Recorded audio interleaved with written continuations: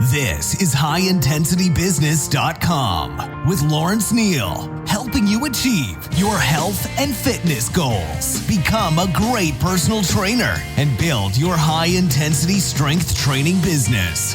This episode is brought to you by ARX, the most innovative, efficient, and effective all-in-one exercise machines I have ever seen. I was really impressed with my ARX workout. The intensity and adaptive resistance was unlike anything I've ever experienced. I love how the machine enables you to increase the negative load to fatigue target muscles more quickly, and I love how the workouts are effortlessly quantified. The software tracks maximum force output, rate of work, total amount of work done, and more in front of you on screen, allowing you to compete with your previous performance to give you and your clients real-time motivation. The ARX uses a computer-controlled motor to give you the exact amount of resistance your clients need 100% of the time. This means that the resistance can never become dangerous, is intuitive and simple to use, and can provide you with all of the results you and your clients are looking for in a fraction of the time. ARX is highly effective and efficient in delivering all of the benefits of exercise, including increased strength, muscle mass, cardiovascular conditioning, bone mineral density, and injury recovery. As well as being utilized by many high-intensity trainers to deliver highly effective and efficient workouts to their clients, ARX comes highly recommended by world-class trainers and brands, including Bulletproof, Tony Robbins, and Ben Greenfield Fitness. To find out more about ARX and get $500 off install when you place an order, please go to arxfit.com and mention HIB, that's High Intensity Business, in the How Did You Hear About Us field. So again, to get $500 off install when you place an order, head on over to arxfit.com and enter HIB in the How Did You Hear About Us field. Lawrence Neal here, and welcome back to HighIntensityBusiness.com. This is episode 261. Today's guest is Dr. Ted Naiman. Ted Naiman is a board-certified family medicine physician in the Department of Primary Care at a leading major medical center in Seattle. His personal research and medical practice are focused on the practical implementation of diet and exercise for health optimization. He is the author of the PE Diet. Ted, welcome back to the show. Oh, wow. Thank you, Lawrence. Thank you so much for having me back. You're most welcome, and great to have you back on the show. It's been a long time since we spoke, and I really enjoy our catch-ups, and I think the audience do too. And your episodes are some of the most popular I have. And even though this show is changed course a little bit, it started off being a kind of a general productivity, health and fitness podcast. And over time, I've decided to focus on helping the high intensity training business owners. But within that, I have a lot of listeners. A lot of the business owners are obviously fans of your work. And I know a couple that are actually using your PE diet with some of their clients, which is very cool. So we'll get on to all that stuff. But I wanted to first... Oh, wow, that is cool. Yeah. But I wanted first to ask you, how many times in the last 6 months have you been accused of taking steroids? Not as many as I would like. I mean, just a handful of times. Yeah, that's like our little inside joke, we're both living for someone to please accuse us of using steroids. It doesn't happen very often, but when it does, I'm so excited. I'm like, yes, finally. That's what I'm working for. Yeah, unfortunately, I've never had that accusation. So I'm clearly I'm not quite as jacked as you, Ted. That must be what it is. But no, No, it's just that I looked so bad before. That's all. It's not that I look that good now. It's such a change. They're like, oh my God, that's definitely steroids. That's it, because I've always looked great, right? It's just there's no big transformation. So no, I'm kidding. But no, I appreciate you always tagging me on Twitter. It does make my day, because I think everyone doesn't quite get it, and that we're kind of saying, oh yeah, that's such a compliment. They're not necessarily understand that that's where we're coming from. So no, I do find that very entertaining. So, obviously we're going to have to talk about this at some point, so we might as well get it out of the way. We're all self-isolating at the moment, thanks to COVID-19. What's going on? How is that affecting you? I mean, I'm guessing you're doing a lot of remote doctoring right now? Oh, I think that this whole isolation thing has basically forced medicine to get up to speed on video visits to where we should have been a long, long time ago. So almost instantly, half of what I'm doing is video, telehealth, telemedicine. So that's been a really big change. And so it's really down to just televisits with people who don't have respiratory illness, and then just in a respiratory illness clinic right now because Seattle is kind of a hot spot. Mm. So you're dealing with a lot of patients that have the virus, I assume. Yeah, we are, unfortunately. Mm.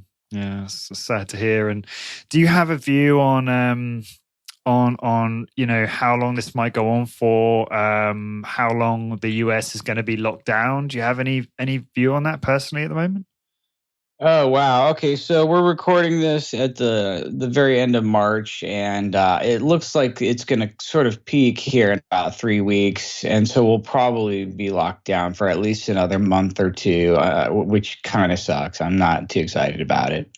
Yeah, I'm sorry to hear that. And obviously, it's a global thing right now. We're all going through it. It's just such a strange time. And it's obviously had a lot of negative outcomes, but at the same time, it's just fascinating how it's changed our way of life. And like you were saying there, it's forced the medical industry to go virtual, and many industries to go virtual, and it's really changing the way we're doing things. I've been talking to a ton of high intensity training studio owners about moving virtual, and helping them do that, and that's just fascinating to see that sea change, and also see a lot of those who are against that and think that that's not a good service and that it shouldn't be something that's offered. But in the day, a lot of people are looking for sort of health and fitness solutions in the comfort of their own home.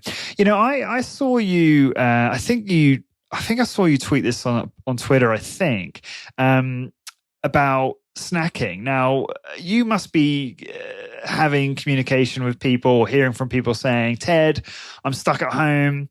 I've got all these cravings. I've not got these other things keeping me busy, so I don't just stuff my face. Do you think this is going to be problematic with a lot of people being very sedentary and overeating the wrong food and just feeling a bit bored, really? Unfortunately, yes, I do. I've been talking to some of my friends who are locked up at home, and I feel like their performance goals changed from just getting as lean and jacked as possible to just not exploding up into like 500-pound range. So for some reason, all of this stress and being at home really changes the game for a lot of people. And now everyone's thinking, oh, how do I just keep from not gaining 1 billion pounds and losing all the muscle I ever had? So it's pretty rough on people, I think. Did I see you tweet something about, now I know there's something you wouldn't normally advise, but just given the situation, you were saying that popcorn, is it popcorn and maybe low sugar fruit is like a good kind of like, it's like out of all the bad carbs and bad kind of food you could eat, it's like probably the better choice in order to kind of like fix exactly those cravings. Right. Do you want to elaborate on that? Right.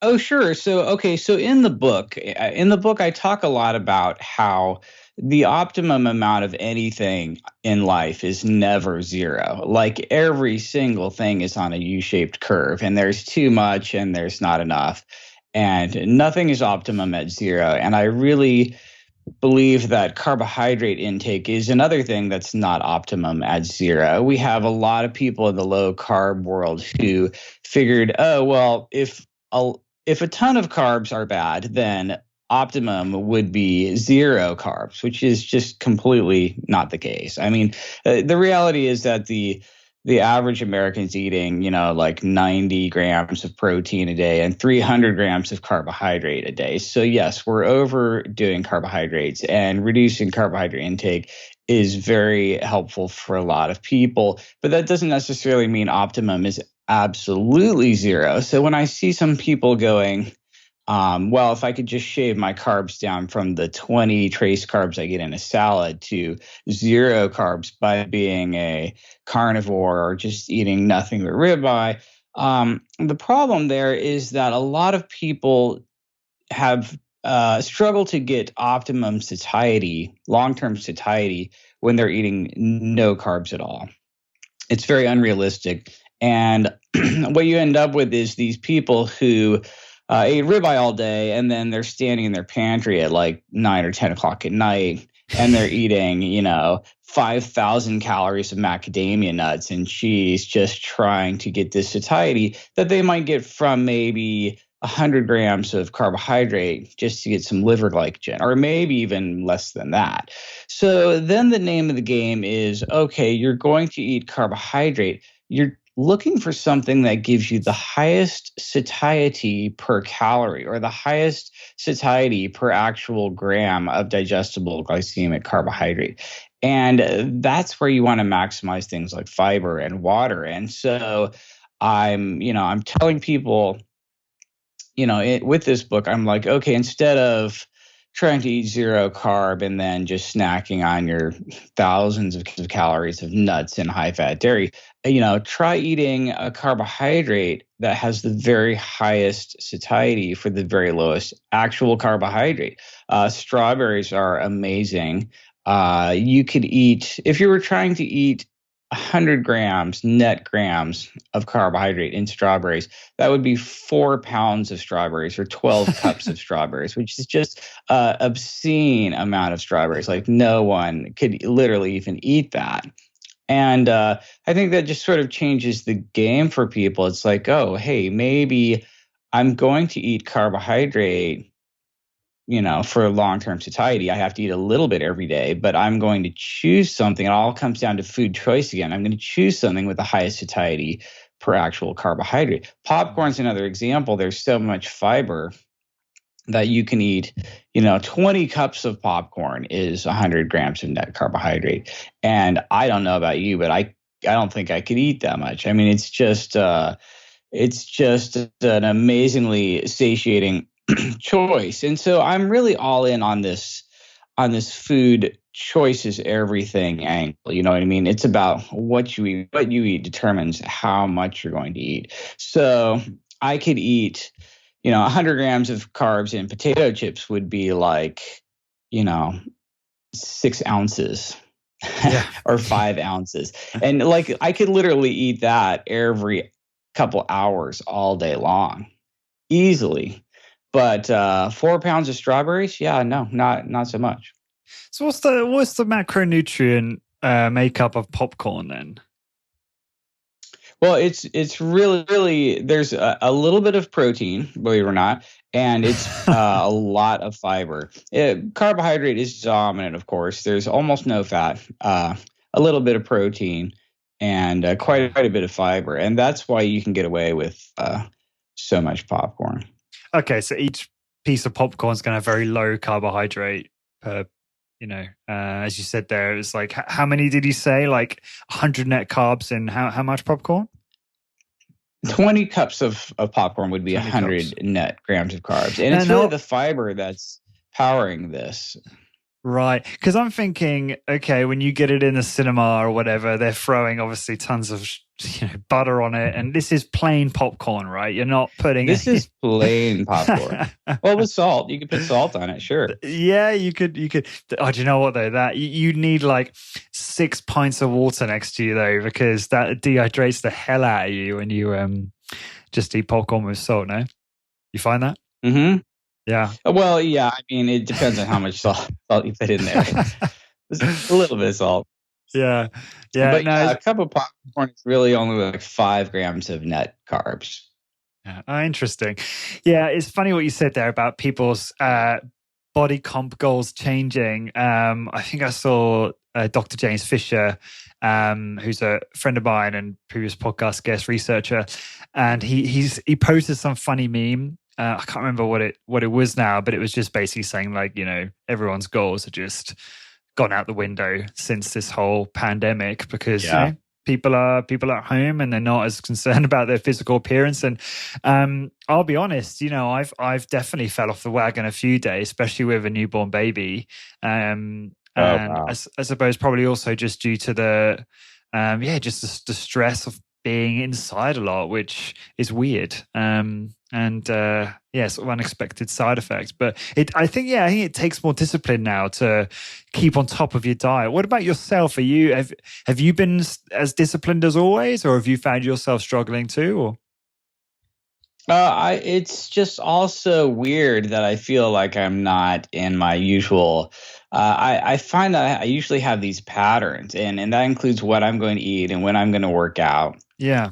And this has really disrupted those patterns for me. So then I have to stop and think about it and use like brain power, which really is not a good idea for me. So yeah, I've found it more difficult because I've just been off my routine. I realized I automated so much on diet and exercise that I was just effortlessly doing it every day. And now I have to like stop and think about it. Wow, so it really become a habit for you then. Were you working out at the same time every single day, basically? Same place, same time? Basically, yeah. Same place, same time, same food, same meal, and just all sorts of stuff that was practically robotically dialed in, which I never had to use any willpower or even think about it, and it freed up a lot of brain cycles. And now I'm just sitting around like, oh, wow, I could just, binge watch Netflix all day and just eat a tub of ice cream or something. It's just harder. Well, Ozark season 3, I don't know if you're an Ozark fan, but that came out like the other day, and that's very exciting for me. What's your? I heard that was good. Oh, really? Yeah. Well, don't spoil it because I haven't heard anything. I haven't watched it yet. And what's your go-to then on Netflix? Oh wow, I've been watching. I got sucked into Westworld the other day. Oh, so now I'm like watching some of that on HBO. I'm embarrassed to admit. I don't watch a ton of TV. Like I hardly ever watch TV, but I'll geek out on some sort of sci-fi, just nonsense that only some extreme nerd would like, and then I'll watch it to death. Yeah, I started watching that and I just got bored. The missus, I think, watched all the different seasons. So you've got this new book, The PE Diet, which thank you for sending me a copy. I really enjoyed that. I love how simple it is, and obviously it's got your famous graphics throughout. Do you want to give just an overview of the book and sort of summarize it for the listeners? Oh, well, okay. Thank you for asking about it. And first of all, I just want to say that Dr. Doug McGuff liked my book, and that's really all I need to say. I just wanted to come on your podcast to say Dr. McGuff, I wrote that down. Hero. Yeah, I wrote that down to mention it. It's like a mic drop, and we're done here. It's like that's all I have to say. What was your tweet? I can die happy now, or something like that. It was brilliant. Something like that. I can't remember. So wow! But yeah, thanks for asking about it. I spent like 20 years basically. Well, no, I spent my whole life, way more than 20 years, experimenting with every diet religion out there. I was a vegetarian and vegan and paleo, and I was low fat. I was low carb. I've done all these diet religions, and then at some point, I realized that every single one of these was effective in some way, and I've spent a lot of time trying to figure out what is it that powers all these different diet religions. And this book was sort of my attempt to come up with sort of a universal theory on diet. Like what is it exactly that's powering all these different diets, which can be effective. And that's when I kind of backed into the PE diet because I was seeing all these patients with energy toxicity. They're over fat. They've ingested too much energy. They've stored too much energy in their body. And then I realized that none of these people really want to ingest too much energy and end up over fat with metabolic syndrome. And there are really two reasons why anyone is overeating in this way. The first reason is that they have to because of nutrient dilution from refined carbs and refined fats in the human food supply. So we've dumped in all this sugar, flour, and oil, and now you have to overeat to get the same amount of protein and minerals. So people are having to overeat to get nutrients due to nutrient dilution from carbs and fats. And then the other side of overeating is the hedonic nature of carbs and fats together, which in the past was sort of a seasonal indication that you need to eat as much as possible and get as fat as possible for the winter time. So these high density carbs and fats together drive overeating because that's the way we're wired. So you have these two sides of this coin, where on one side, we dumped in refined carbs and fats, which dilute protein and minerals and makes everyone overeat to get the same amount of protein and minerals. And then on the other side, we've dumped in these high energy density carbs and fats. And that drives overeating hedonically because we're hardwired to overeat these high energy density foods when they're available, because we know winter is coming and we're not going to always have them. So then I realized that both of these are kind of two sides of the same coin. And the solution is really to eat less carbs and less fats. It's really, you want to be low carb and low fat. And then I sort of had this revelation. Wow, the reason we have this low carb versus low fat war is because both sides are totally correct. I mean, that's the only explanation. And then I just tried to kind of reverse engineer. Well, why is it that being both low carb and low fat is effective? And that's where I ended up with this concept of protein versus energy. Basically, we're eating to either get nutrients, which is protein and minerals that plants absorb from soil, or energy, which is the high energy carbon-carbon and carbon-hydrogen bonds of carbohydrates and fats, which plants make from solar energy and carbon dioxide. So I sort of separated all of eating into the protein and minerals side that is coming from soil versus the energy side, which is all solar energy being stored as chemical energy. And that's kind of how I backed into this PE diet concept. I know that's a pretty rambling answer there, but there you have it. No, that's great. I think it's a great concept, and I think you've done some great work there in terms of formulating it and putting it into a book. And in terms of would you be able to just, I mean, obviously I recommend that the listeners check out the book, and we'll put the links in the show notes for it. But what is the broadly speaking, the recommendations? Like, what, in your view, what is the, I mean, maybe you've already touched on this a little bit, but what does the diet look like in terms of energy ratios, but then also when you actually look at the foodstuffs, like the type of food that you think most of us should be eating? Oh, right. Okay. So what it actually looks like is sort of prioritizing protein. So you calculate your protein needs based on ideal body weight. So, I'm 5'10" and I should weigh 160 pounds, and I should be eating a gram per pound of protein per day. So I'm targeting, 160 grams of protein roughly a day, which would be about 1.5 pounds of lean meat, for example, although I could also get protein from Greek yogurt or cottage cheese or legumes or something like that if I wanted. So what it actually looks like is you're targeting protein and minerals first, and then you're only eating more energy on the back end of that if you're still hungry, if you know what I'm saying. So the book is it's definitely not a carnivore book, but meat features fairly heavily in the book because that does seem to be the most efficient way to get protein. So in the book, the diet would look like basically targeting your protein requirements from something like meat or fermented dairy like Greek yogurt or cottage cheese, and eating this protein kind of first, and then if you're still hungry, you might add in something that's higher in fat or something that's higher in carbohydrate. Or if you have a lot of fat on your body to lose, it might be after you eat this protein and minerals that you need, you're really not that hungry because you're tapping into stored body fat. So someone who's really overweight, it might almost end up looking more like a protein-sparing modified fast, where you eat, a pound and a half of lean meat like fish or chicken or lean beef, and then a salad or unlimited amounts of green, non-starchy vegetables. And then you're just not that hungry because you've hit your nutrient requirements at a very low energy intake, carbs and fats. And then the remainder of that energy you're going to get from stored body fat.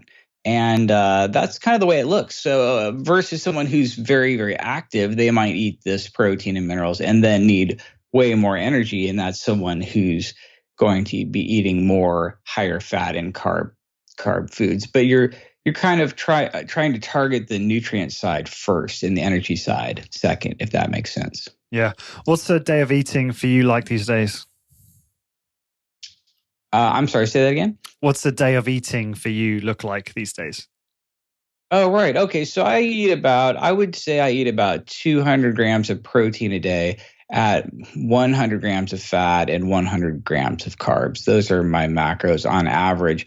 And that ends up being, maybe a pound and a half of lean meat. That could be lean beef, flank steak, sirloin. That could be any kind of poultry, chicken or turkey. That could be fish or seafood or shellfish. That could also be a low-fat plain Greek yogurt or low-fat cottage cheese.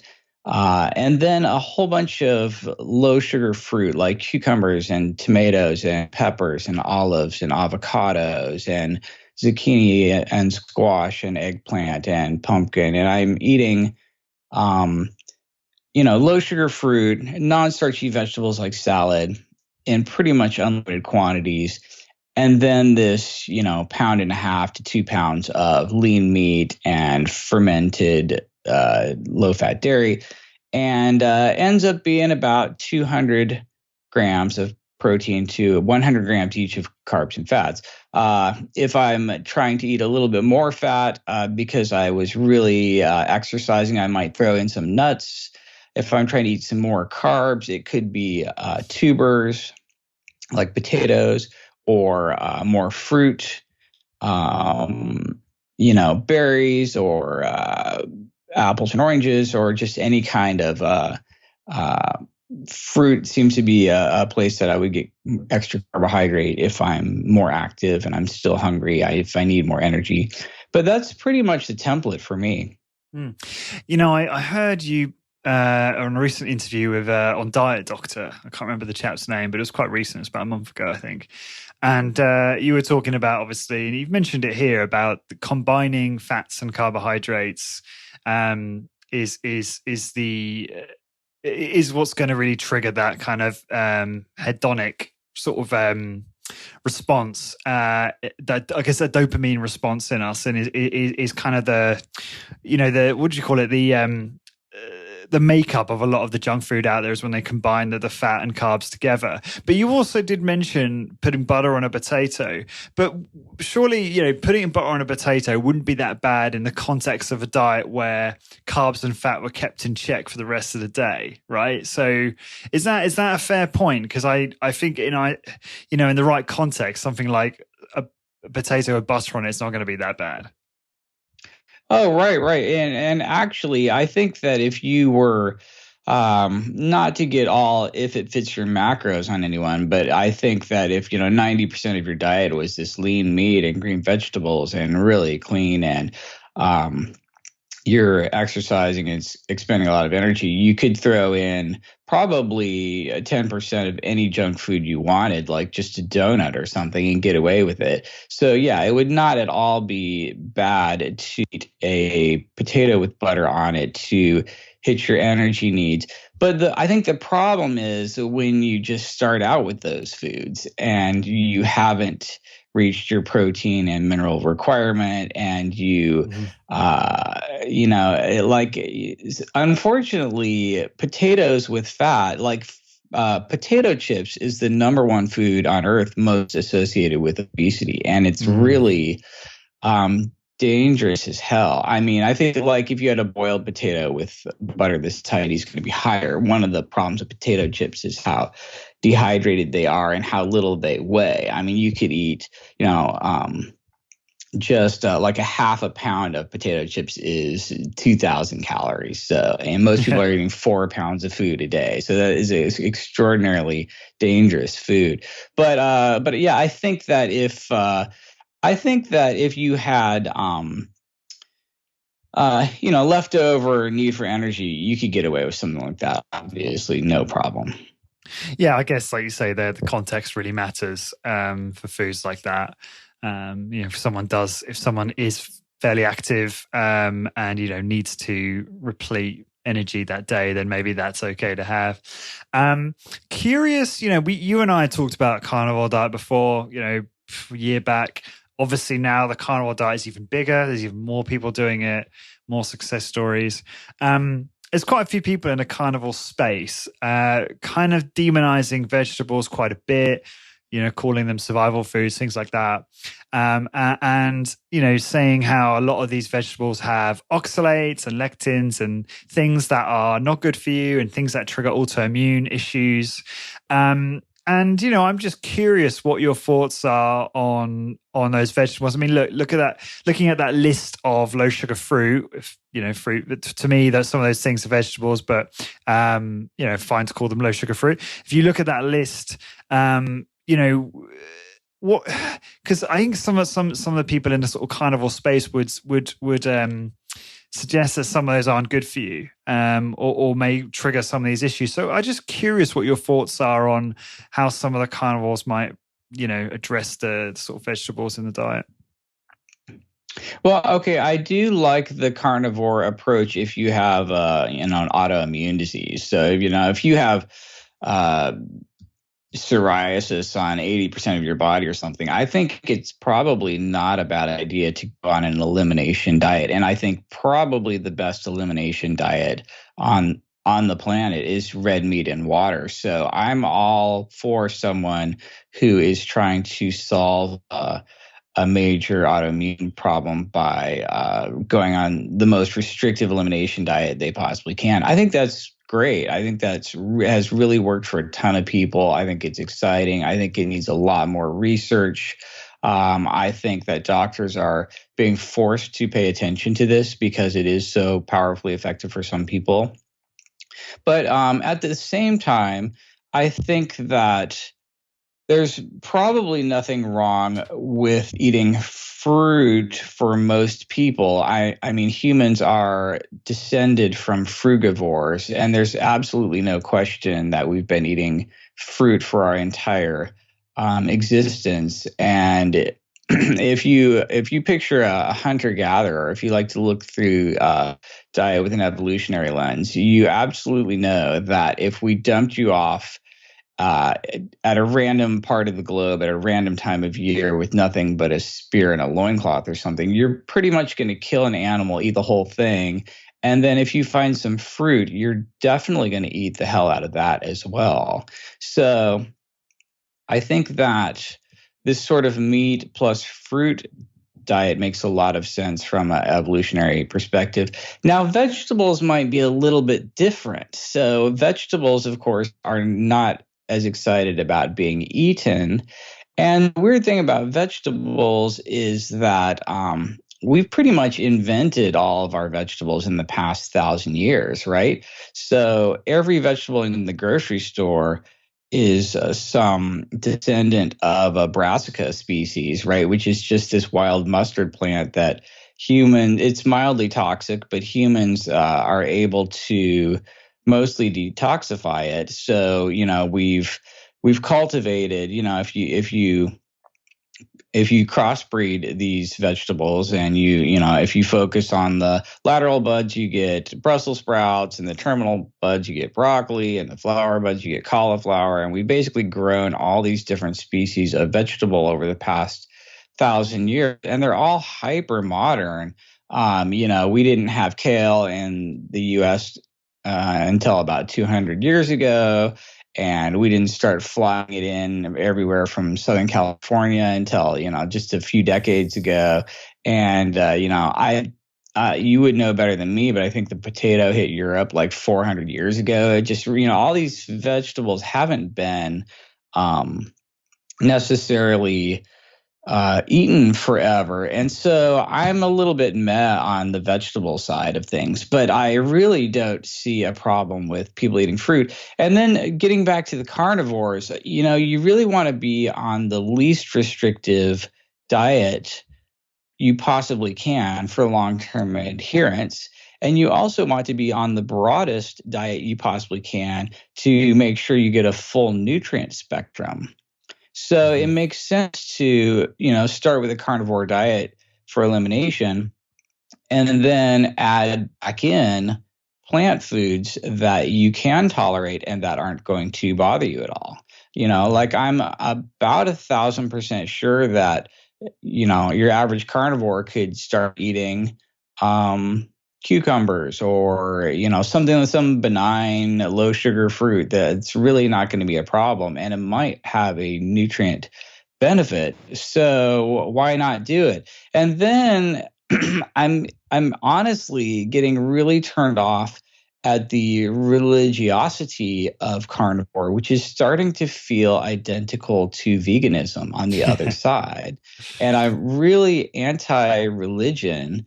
And when I see all these people just coming out of carnivore with like this religious zeal, I'm like, oh my God, this is veganism. Like we've just come full circle.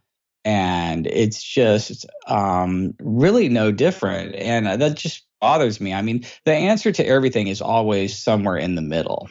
And going 100% plant or 100% animal just doesn't even make sense because humans are unquestionably omnivores and no one can really argue with that at all. Mm-hmm. And so the answer has to be somewhere in between. So the minute you've just gone religiously binary on that, you've pretty much jumped off the rails. I mean, I hate to say it. I mean, I really do, but I'm hoping we slowly back away from the religiosity of it.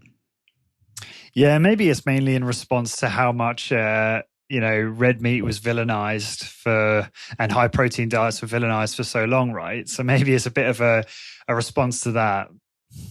Well, that's true. I mean, we need the carnivores to help balance out the universe from the vegans. So they're really I love the carnivore community because they are balancing things out. But come on, like maybe we could meet somewhere in the middle. That's not quite so religious.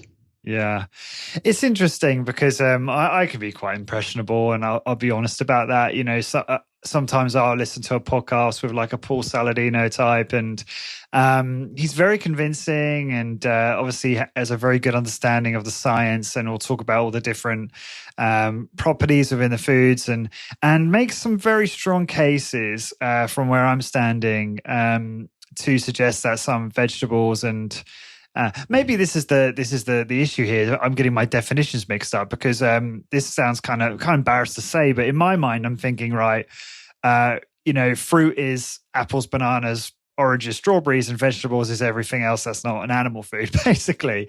Whereas you've actually taught me to think more like, okay, no, these are fruit. These are low sugar fruit. And different categories of fruit and vegetables, if that makes sense. And so that's important to set out when we're having this discussion.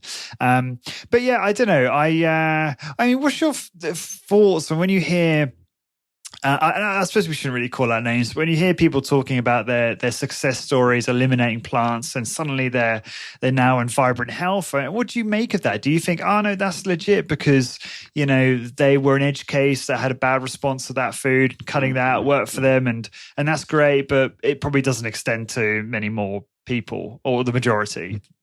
Like, how do you think? Oh no, I think I totally believe people who say this because I've seen amazing things in the clinic. Like I've literally seen people with psoriasis on a huge percentage of their body surface who just stopped eating gluten and it just completely went away, almost like a religious miracle. So I have seen people eliminate certain groups and have just dramatic health changes. So I'm a huge believer that not everybody can eat everything.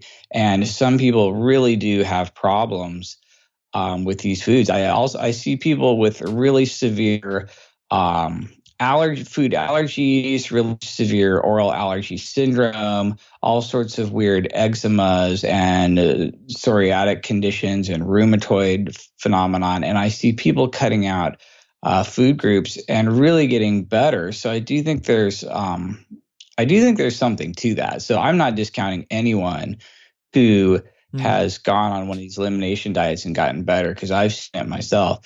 What I am suggesting, though, is that plants are all really, really different. I mean, 98% of all plants on Earth are completely poisonous. Like if you go out and eat it, you're just going to die. I mean, we eat foods that are just amazingly poisonous. I mean, like, for example, if you take apple seeds and you grind up about 50 of them and eat them, you're going to get enough cyanide to kill you. Or dried, uncooked kidney beans are highly toxic and poisonous. And our cashews are a very poisonous food. And every cashew you've ever eaten has actually been cooked and heated to a certain temperature to denature the literal poison in it. And not to mention the fruit type object that the cashew comes in is highly, highly poisonous externally. So the vast majority of plants you cannot eat. They're literally poisonous. And so you really have to fraction out what plant you're eating and what part of what plant you're eating. You can't just say, I like to eat plants. You know what I mean? It doesn't even make sense.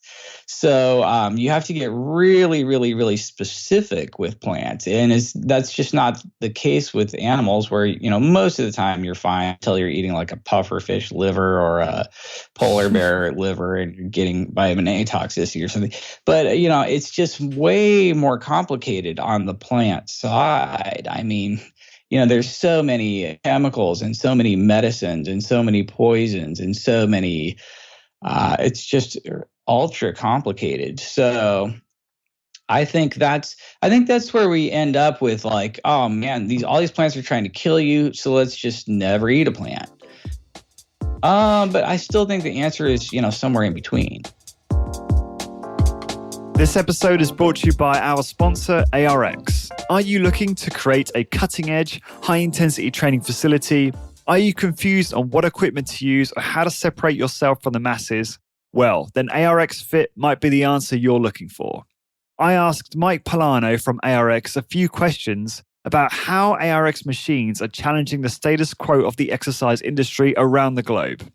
Mike, if you could, give the listeners a quick summary of why ARX is so different from the traditional machines or tools they're used to seeing in most exercise facilities. ARX is totally different than anything you've seen before. This isn't just another weight stack machine.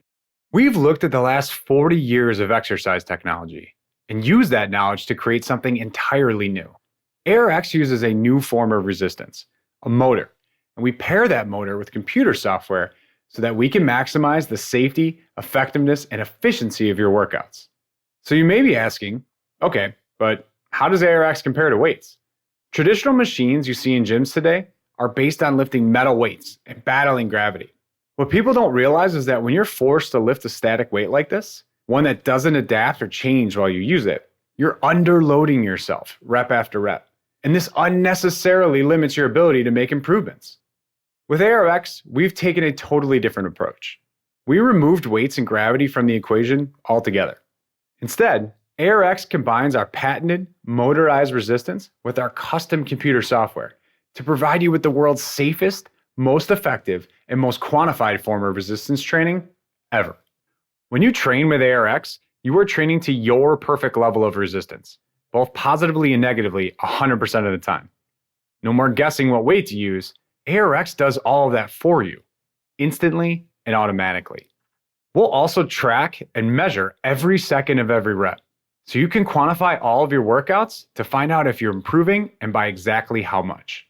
Whether your goals are bigger muscles, increased strength, stronger bones, or just to look good in a bathing suit, ARX can help you achieve all of these and more but do so in a fraction of the time it would take compared to traditional equipment.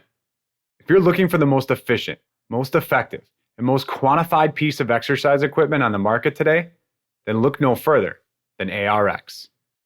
Thanks, Mike. That all sounds really impressive. If you'd like to learn more about ARX, visit arxfit.com and mention that you heard about ARX on the High Intensity Business podcast to receive an exclusive deal of $500 off shipping and installation of your ARX machines. Yeah, I think I agree with you. So how would you advise someone finds the optimal diet for them? Like what sort of method? I mean, you've talked about elimination diets on this. So how would you advise someone on that if they wanted to find the optimal diet for their body? Well, if you were having problems, I do think that a carnivore diet is a good elimination diet and a good starting point. And specifically, I think that grazing quadruped herbivores, like your red meat thing, is probably the safest, because I do see people with legitimate allergies to fish and seafood and shellfish. There are common allergies to animal foods, and the most common ones are eggs and dairy and fish and shellfish. And so if you're trying to avoid those, you're pretty much left with red meat.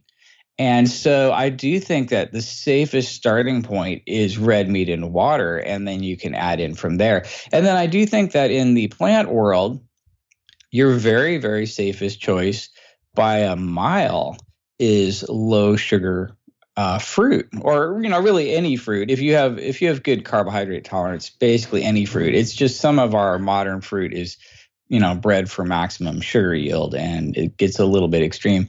But so I think fruit is your safest plant entry point. I think vegetables are a little sketchier because they do not want to be eaten. I think that nuts and seeds are way sketchier because they really don't want to be eaten.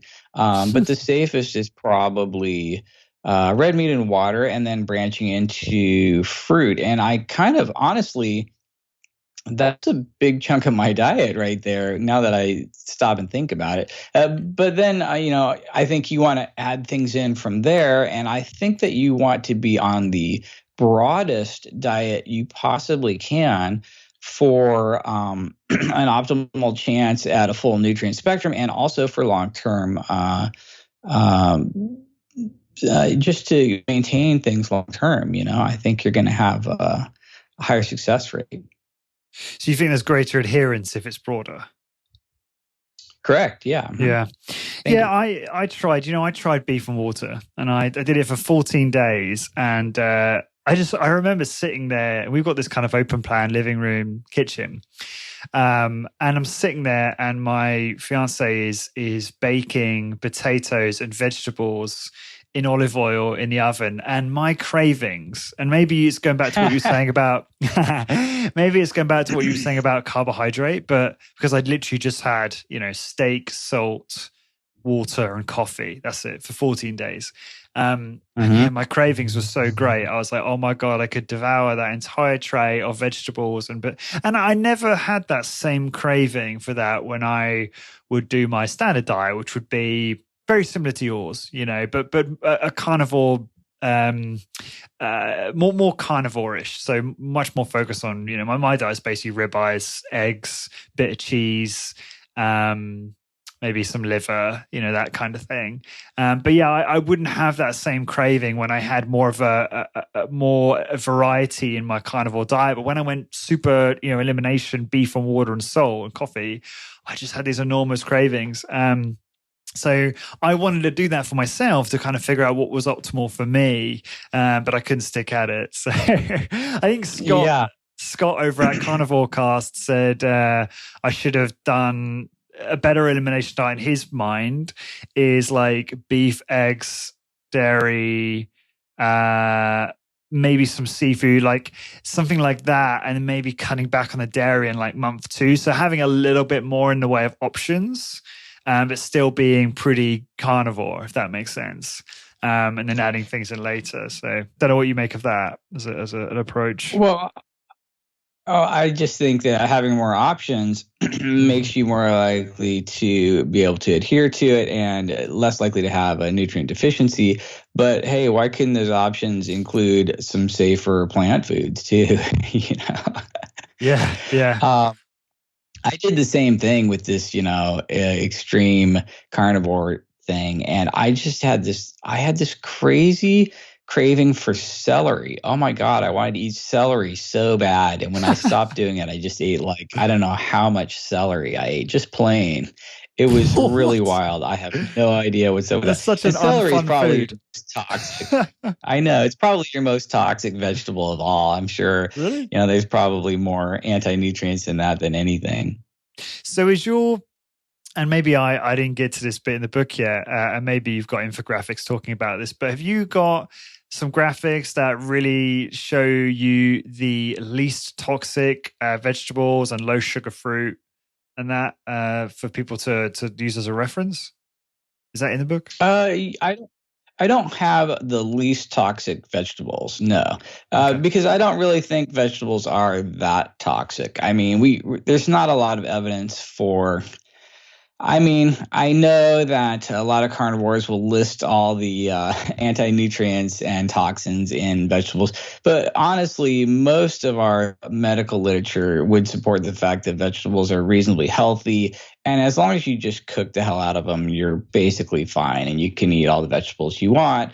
And I frequently do with no problem. So no, I don't have a list of the quote least toxic vegetables because I don't really buy that very much. But I Okay. certainly have a list of the low sugar fruits, definitely. Awesome. Yeah, I want to check that out actually after this. But you're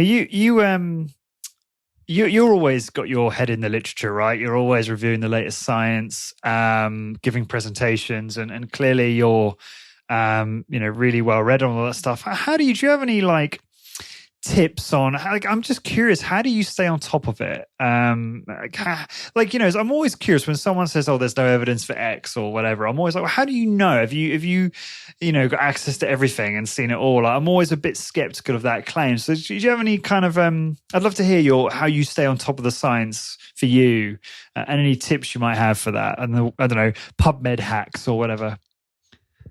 Oh wow. Well, so unfortunately, it's just way too much medical literature out there. There's just way too much. Nobody can stay on top of everything at all.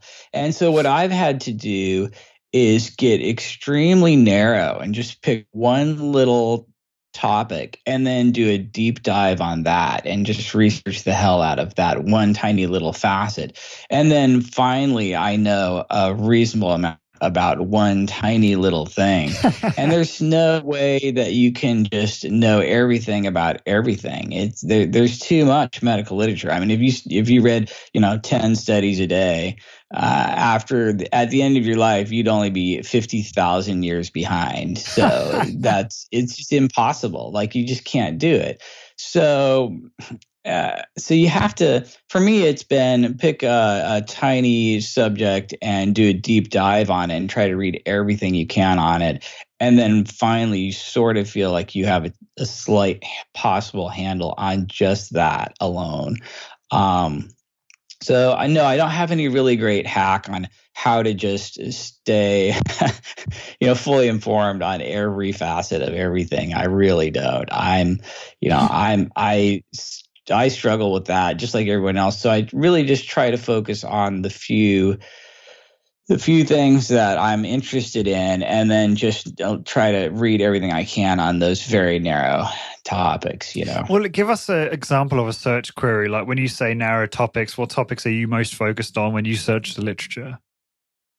Well, I'm really geeked out on mitochondria. And so I do a lot of research on how mitochondrial health relates to, everything I'm seeing from chronic disease and energy toxicity and various states of health. And so, I might do a search on anything I can find on, mitochondrial haplogroups and outcomes, or mitochondrial density and outcomes. You know what I mean? So and so I try to read everything I can in the medical literature on mitochondrial fusion and fission and metabolic health or something like that. And then, after reading, I don't know how many studies for I don't know how many weeks or something, I might know a little bit about that topic. And it's painful. There's just too much stuff out there. But, my interests are, I'm more researched on the diet side. I know that your podcast is more focused on the exercise side. And honestly, I'm not as well researched there at all. And I'll admit it. I spend more time on the diet side. I'm interested in macronutrients and nutrient density and mitochondrial health and energy toxicity states and things like insulin resistance and metabolic syndrome. And so I'll just pick one little topic, like insulin resistance, and just try to read everything I can on it. And that alone is probably a lifelong endeavor. Absolutely. But that's what I'm doing. How do you retain it all? Oh, I don't. What was your name again? I thought you might say that. Yeah, and I guess you're just looking for patterns, right? When you are like consuming a lot of volume, like you're not going to remember all the details. I'm most interested in the big picture, like the really, really big picture, like what might be actually practical to your average person. So I think that when I'm trying to, every time I learn something, I'm trying to see how that fits into my giant big picture worldview. And then I'm more interested in retaining just sort of the big picture version of that factoid rather than, the minutia. I think that helps me out because I'm really just trying to keep it practical at the end of the day. I really want to know, how is this going to help your average person? And I think that's been helpful. Yeah, you're great at that. I noticed that you don't get stuck in the minutiae a lot when you're on interviews. You keep it relatively high level as much as you can, unless someone probes you about something specific or mechanistic. You keep it high level and you make it very easy for the layman to understand, which I think we all appreciate. But just it's interesting because, like you said, there's so much science. There's so much to consume, and unless you're a researcher or someone who has a vested interest and a profession in this, it is difficult to spend the time, invest the time, and learning about this stuff. I mean, there are obviously individuals who do that as a hobby, and those are some strange outliers, but it's difficult. So I think that's why we rely a lot on podcasts, right? To listen to people like you who can disseminate the information. But here's a question. So do you think that is also problematic though sometimes, because there's so many podcasts out there, you listen to someone who's particularly charismatic and comes across really well, and then they give you their diet philosophy and you buy into it. Like, I guess I'm just thinking out loud here. Like, as the individual, you have to decide for yourself whether you believe that and whether or not, when you do what they say, you get the results you're looking for. I guess is one way of figuring out what works. But do you have any thoughts on like the way, it's a strange question, Ted, it will come out eventually. But there being just so many podcasts, so much information about, let's say, diet, that it can be just very confusing about knowing what to do. Oh yeah, no, I think you've nailed it. I mean, if you go back and look at your parents and your grandparents and your great grandparents, they didn't really have all of this diet information, right? They just pretty much ate whatever they could. And that was that. And you knew that you shouldn't snack between meals because it would ruin your appetite. And, you knew that you needed to finish eating and all this before you could have any dessert. And you knew you ate dessert last. And you just knew these couple basic rules. And everybody was, way thinner than we are now. And now we have all of these details. Like, you can really sign up for any diet religion you want. And for every diet religion, There's tons of gurus and tons of podcasts and tons of studies and tons of cherry-picked medical literature. And you can just support anything. I mean, there's every single angle out there you can find support for. And so now people have just sort of this paralysis by analysis because there's way too much information out there, and people just give up and go to Taco Bell. It's like, okay, so there's way too much information out there, and I don't know how anybody can sort out the signal from the noise. I mean, other than researching it yourself and just spending years trying to rebuild the wheel and figure it all out on yourself, it's so difficult. I mean, it's really a problem. Like you said, there's just too much information out there, and every single food, somebody will say it's good, somebody will say it's bad.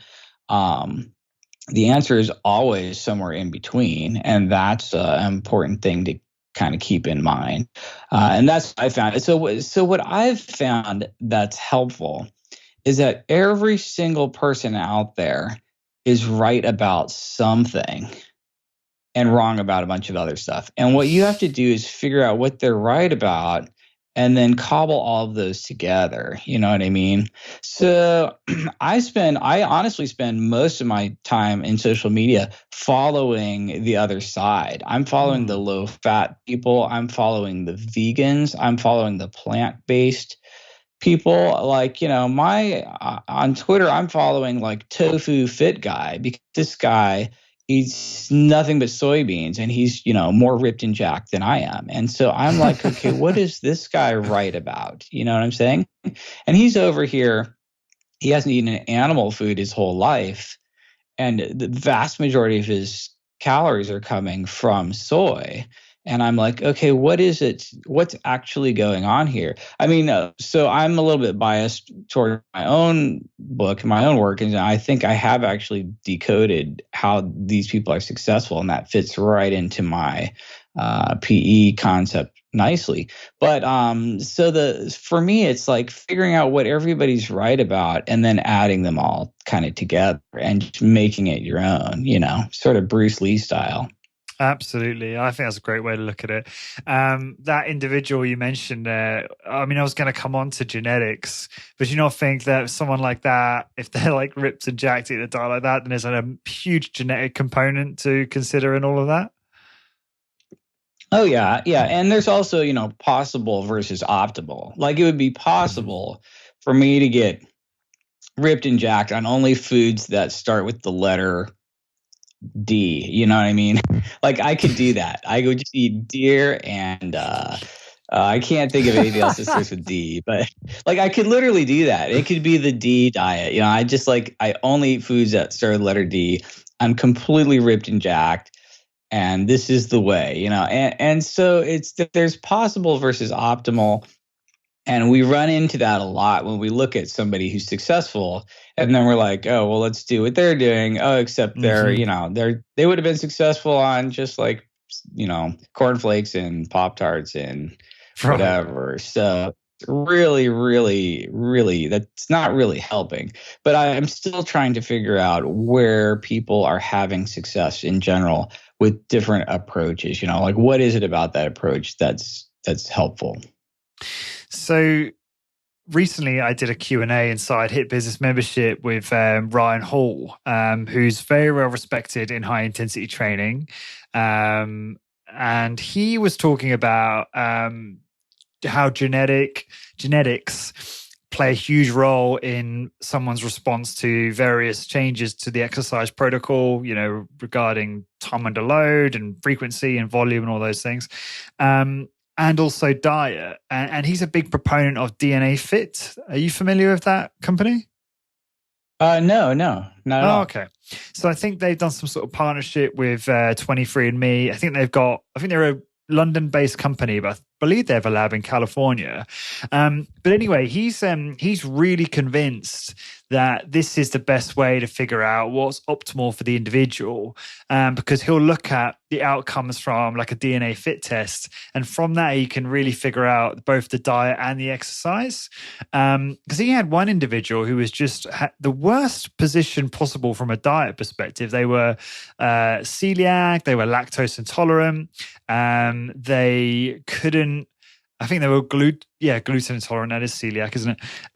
They couldn't metabolize certain fatty acids. So they were like, they would perhaps be your low fat, low carb, high protein candidate, for instance. I'm just wondering if there's a role for these. I mean, I think Ryan made a really good case for the value of something like DNA Fit to figure out what's optimal for the individual.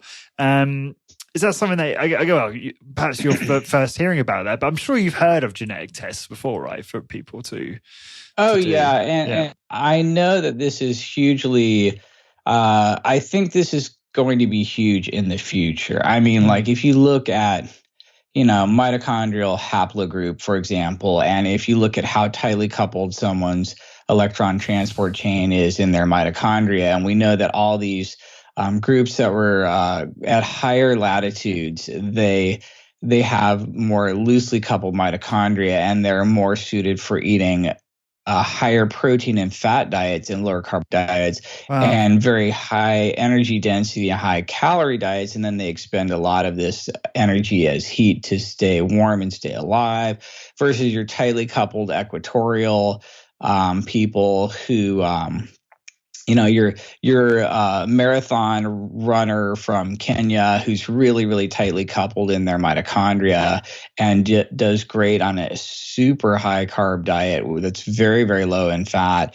And so there are these really, really real genetic differences that probably should give us a clue as to what sort of diet someone's going to do well on. And a lot of that is what latitude their ancestors came from over the past 50,000 years or so, and how tightly coupled their mitochondria are. But then you've got on the exercise side things like muscle fiber type. You've got someone like me who's just 100% type 1 muscle fiber, and then I'm telling people to work out every day. You know what I mean?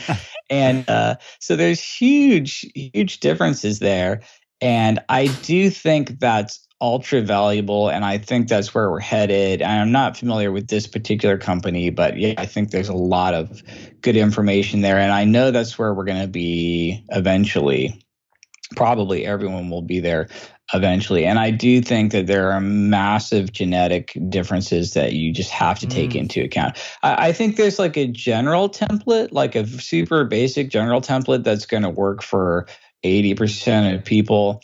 But especially in the outliers, you're going to have a lot of nuance. Well, I think you have created that template with the PE diet for sure, but then maybe there's edge cases who need or who could get benefit from some kind of genetic testing to really fine tune at the outcomes for them. I mean, I'm going to be looking into this more. I think it's like €199. What's that, like $250 or something for a test, which I think is a really reasonable investment if you're going to be able to optimize your health. I've done 23andMe before, and that's just where they take your saliva and give you your, some data for you online, and give you a dashboard which shows you all sorts of interesting information. And what's cool about that is every now and again they update it, so I log back in and I can see something new about that they've found out about me. And usually they're spot on. Some really strange stuff, like I can't remember the name of it now, but it's a characteristic where you're really annoyed by the sound of people eating around you. I can't remember what it's called now, but it's like random stuff like that. And I'm sure there's some, some of it's perhaps not 100% correct as well. So you've got to, I guess, be mindful of that. But yeah, I agree with you. I think this stuff's really interesting, and I'm keen to see where it's headed. Again, Ted, I don't know if this is like outside your wheelhouse, but I'm just really interested to get your perspective on this quickly. About a year ago, maybe just over that, I injured my shoulder playing basketball. And, it was an overhand swinging motion, which I was doing chronically. And I'm not sure if it's like partly wear and tear, but then, I did the acute injury. But it was vulnerable from the wear and tear and playing over a long period of time. Anyway, so I had soreness the next day. That soreness didn't really go away. And to be honest with you, it's been irritating me on and off ever since. I've actually stopped. I haven't played basketball at all in over a year, which is crazy. But what I noticed, and I'm not sure if I'm even completely convinced of this yet, but it seems to me that when I eat a quote unquote healthy diet, or like let's call it a PE diet, I seem to have no pain or much reduced pain. And I'm wondering if it's because if I'm eating a junk food or a bad diet, then that's more inflammatory, and then that's going to aggravate the area. Basically, it looks like it's a torn labrum in my shoulder that's still healing, which has also then resulted in I think tendonitis in my rotator cuff and the long head of my bicep tendon, I think. And these things seem to come back every now and again. So I'm just wondering, as long way of me asking, have you got any experience or knowledge in diet as it relates to joint health in your experience? Well, we know that there are some very, very real parallels between what you're eating and then the tissue quality of your body. So the reality is that the fatty acid profile of the foods you eat eventually end up as the fatty acid profile of your body and your tissues, right? So like for example, pig farms know that you shouldn't feed too much soybean oil to your pigs, or you'll end up with what they call soft pork. You take a pork belly and you lay it over a bucket, and soft pork is just really floppy and loose and just collapses because there's such a high omega-6 fatty acid ratio in the cell membranes and in all the soft tissues. And the tendons have a lower burst strength, and all the connective tissues are literally softer and of a lower quality. And so we know all about this in the animal world, and nobody's really thinking about how this affects humans, right? So the fatty acid profile of what you're eating is definitely going to be incorporated into the connective tissues of your body. And I think that's a huge big deal. I think we're seeing way more, patellar tendon ruptures and Achilles tendon ruptures and biceps tendon ruptures because we're eating all of these omega-6 fats and we're glycating all of our connective tissues. And so I think you can get damage from omega-6 to omega-3 ratio and glycation damage. And we also know that eating collagen, like collagen peptides, can be beneficial for connective tissue. And a lot of, you'll see some of your hardcore fruitarian vegans just getting this sort of weird look to them because of the collagen quality in the subcutaneous tissues. They almost get like wrinkles or speed aging, or some people say they just sort of look worse. And there's some very huge parallels between what you eat and, like, we are what we eat, quite literally. And so there's a huge parallel there. And if your diet quality is crap, your tissue quality is going to be crap as well. So I think it's a really, really big deal. I don't think we've done a super great job of exactly quantifying this, but I think there's a reason why you feel better when you eat a certain way and worse when you eat a certain way. I don't know exactly what's going on specifically with the labrum and what you're eating, but I know that there are huge factors there. Yeah, it seems to make sense. It's just my experience that it just seems to become more irritable and painful when I do that. But then, you know how it is. Sometimes you're looking for that simple solution, like the human brain is, and maybe I could be fooling myself and not controlling the variables. And maybe it's not the diet. Maybe it was just the fact that I moved in a certain way, or I did an overhead pike push-up or something, you know what I mean? So it's like sometimes you have to be very try and control the variables and stay honest to yourself. So that's why I thought I would just bring that up. But no, that's really interesting, and I'm going to think about that and see if I can be a bit more strict about controlling things, so I can try and figure this out, because it does seem to improve. So let's just touch on your training for a moment before we wrap up, Ted. So what's the training looking like at the moment? It's still daily, full body?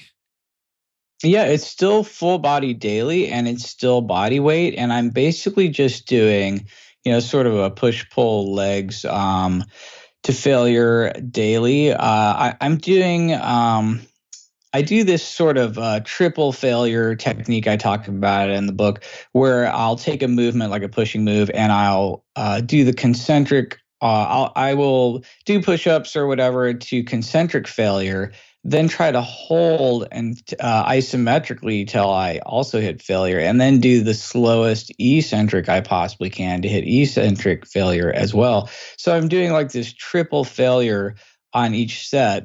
And then I do a rest pause set as well, where I rest for 30 seconds and do it again. And then I'm also doing sort of a reverse pyramid style, where I might start out with diamond push-ups, and then on the second set I'll go to a regular push-up, and on the third set I might actually do a knee push-up. So I'm combining every failure modality you possibly can with every single set. It's like failure eccentric, failure isometric, failure concentric, plus rest pause, plus reverse pyramid. And when you stack together all of that failure and all that failure extension techniques, what you end up with is the most time efficient workout in the universe. Like, I spend so little time working out, it's just embarrassing. And I split my workout up.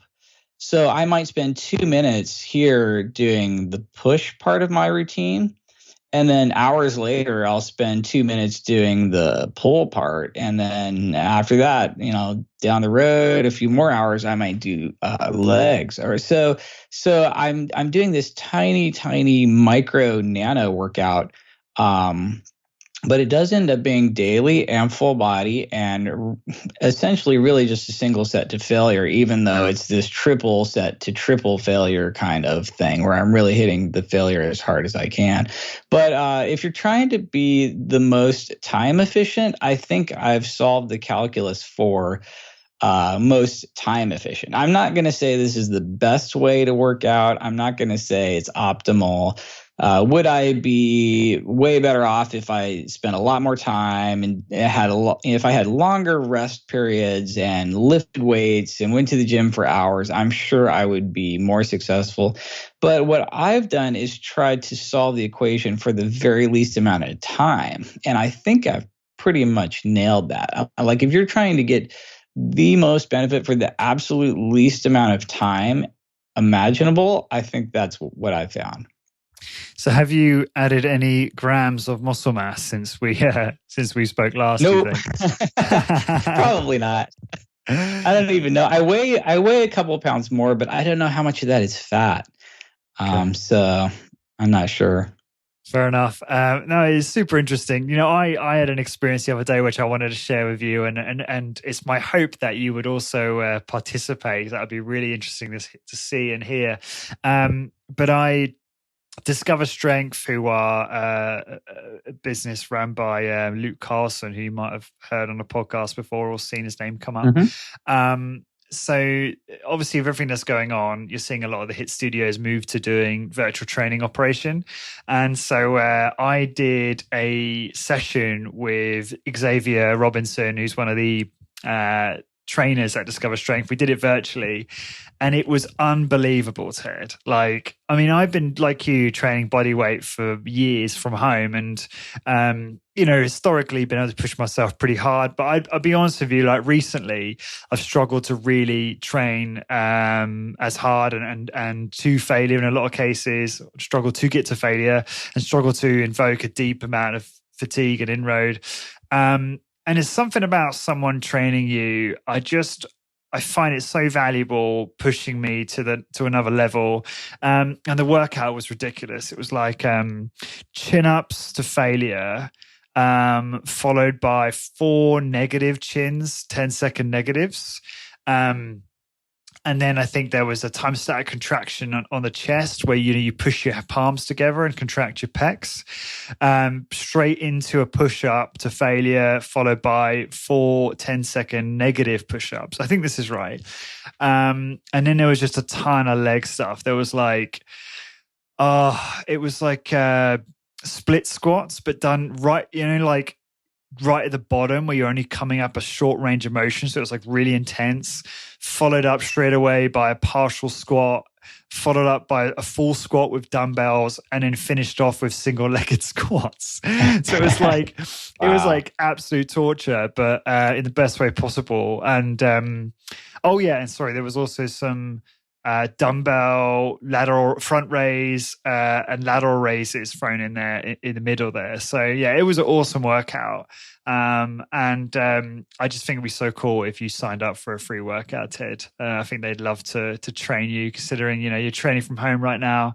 So I'll leave that to you to decide, and maybe I'll drop you an email. But I just think you'd love it. That sounds awesome. It sounds like sadistic and really, really good. That's cool. Cool. Well, I might send you something, and then you can figure out if it works for you. But I just think it's something you'd be interested in, and would get a lot of value out, since you're into pushing yourself hard at a bodyweight style. But I think it's cool. I think that's one of the upsides of this whole situation is it's increasing the availability of really, really high quality virtual personal training, which is pretty cool. Yeah, awesome. That is cool. Yeah, and I'm hoping to do some more sessions, because I just find when someone else is pushing me, I just do so much better. So, and I was skeptical, I thought, is this really going to add much more value to me? But it did. So Ted, look, as always, really grateful for you taking the time and being on the show. It's awesome just to catch up with you. What's the best way for listeners to find out more about you? Oh, okay. Well, the best place to get the book is at thepediet.com, and it's also on Amazon and iBooks, but the version at thepediet.com is the best one. I'm on Twitter at Ted Naiman. I'm on Instagram at Ted Naiman. I have a little Facebook page called Burn Fat Not Sugar, and another website, Burn Fat Not Sugar. I've created a cute little protein to energy calculator thingy at p2er.com, which is kind of fun to play around with, and people might want to check that out. And there you have it. And then, of course, I'm just a primary care doctor here in Seattle that pretty much can come and see me. Awesome. And your co-author is William Schufelt, isn't it? That's his name on the PE diet as well. Yeah, William Schufelt, awesome guy. Yeah, I didn't realize, but he's was a Power Ranger, right? Right. Well, I think he still is actually doing a little project of acting with Power Rangers. Absolutely. Yeah, that's awesome. Because I was a huge Power Ranger fan back in the day, so I was sort of reading his biography and thinking, oh, wow, that's so cool. Like, probably nerding out on some Power Ranger nostalgia there. Yep. But I think that's so cool. Awesome. Well, and for everyone listening, to find the blog post for this episode and download a PDF transcript, please go to highintensitybusiness.com and search for episode 260. And until next time, thank you very much for listening. Discover how to achieve your health and fitness goals, become a great personal trainer, and build a successful, high-intensity training business. Check out highintensitybusiness.com. highintensitybusiness.com. This episode is brought to you by ARX, the most innovative, efficient, and effective all-in-one exercise machines I have ever seen. I was really impressed with my ARX workout. The intensity and adaptive resistance was unlike anything I've ever experienced. I love how the machine enables you to increase the negative load to fatigue target muscles more quickly. and I love how the workouts are effortlessly quantified. The software tracks maximum force output, rate of work, total amount of work done, and more in front of you on screen, allowing you to compete with your previous performance to give you and your clients real-time motivation. The ARX uses a computer-controlled motor to give you the exact amount of resistance your clients need 100% of the time. This means that the resistance can never become dangerous, is intuitive and simple to use, and can provide you with all of the results you and your clients are looking for in a fraction of the time. ARX is highly effective and efficient in delivering all of the benefits of exercise, including increased strength, muscle mass, cardiovascular conditioning, bone mineral density, and injury recovery. As well as being utilized by many high-intensity trainers to deliver highly effective and efficient workouts to their clients, ARX comes highly recommended by world-class trainers and brands, including Bulletproof, Tony Robbins, and Ben Greenfield Fitness. To find out more about ARX and get $500 off install when you place an order, please go to arxfit.com and mention HIB, that's High Intensity Business, in the How Did You Hear About Us field. So again, to get $500 off install when you place an order, head on over to arxfit.com and enter HIB in the How Did You Hear About Us field.